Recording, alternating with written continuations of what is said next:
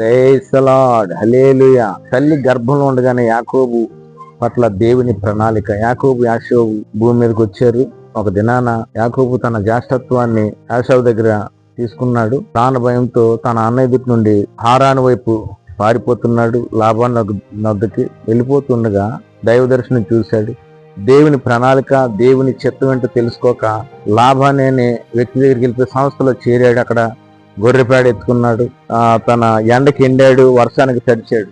కానీ దేవుని చిత్తం తెలుసుకుని మరలా బయటకు వచ్చాడు. ఈ రోజు నీకు పిలుపు దర్శనం ఉంటే గనక దైవ చిత్తానుసారంగా నడిపించుకోడు. దేవుడి దర్శనం ఎప్పటికప్పుడు నీకు ప్రత్యక్షం అవుతుంది. నీకు పిలుపు దర్శనం లేకపోతే ఒక సంస్థలో చేరిపోతే అతని దర్శనం నువ్వు కొనసాగొచ్చు.